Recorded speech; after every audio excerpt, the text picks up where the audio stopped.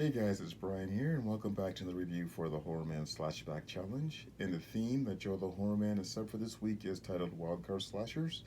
And by that, he just means that it's our choice for the week. There's no parameters for the slasher film we'll be reviewing. And the film I've chosen to review this week is named Night School. This is a 1981 release, and this is a really interesting slasher film. Mainly because this one is more giallo inspired as opposed to the American slasher movie style. Now, the plot of this one is fairly simple. We have this serial killer that's running around the streets of Boston, and this person is beheading young women and placing their heads in like bodies of water. And the only connection is they're all taking the same class at this all girls college, and it's like night school, hence the title of the movie.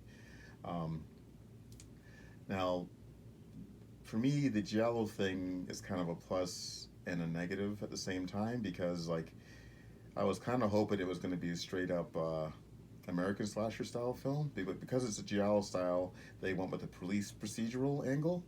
So the main character in this movie is the detective, and he's on the case, and he's trying to figure out why these murders are happening. So he's the main character, and I think had this film had waited another year to be produced, I think they would have probably rejigged it a little bit, and it probably been something closer to like Final Exam, because the characters that are being murdered in the film aren't really characters. They only get like a scene or two before they get killed off, and none of the murders happen at the school. They usually happen at the person's place of work. Like there is a really cool sequence where a young girl gets murdered at a marina, which was kind of cool because they had an aquarium and everything like that. And the first kill sequence takes place at a playground, and that was kind of cool as well. One other thing too, though, is like the kill sequences in this film aren't as gory as they probably should have been.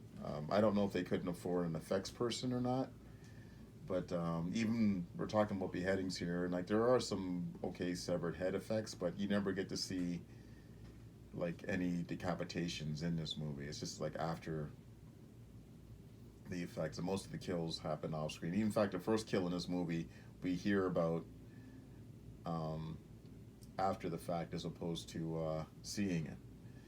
Um, Now, the thing that I do like about giallo films is I usually like when like a civilian gets pulled into the case. Like in this film, it really should have been one of the students or even the professor trying to figure out why his students are being murdered. But unfortunately, they went with the detective, which kind of made the film a little bit duller than it needed to be. Now, the killer in this film is dressed up all in black, and they wear a motorcycle helmet, very similar to that in Strip Nude for Your Killer. Although in this movie, the killer does ride a motorcycle as opposed to that film where even though they were dressing up in motorcycle gear, they were driving a car, which I thought was kind of funny in that film. Um, Now, because this film is really weird, oddly structured as well, because there is no final girl in this movie. But the ending of this film is really interesting because it goes off in a different direction than you would normally see in a slasher film from the period.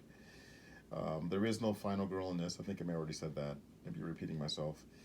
I would recommend this one. It is like a cool film. I do enjoy it. I just wish it was a bit gorier and you know, in the kill sequences because they're really set up for some really good beheadings and stuff, and we don't really get that in this movie. All right, guys, that's it. That's a review. Thanks for watching, and I'll talk to you all later.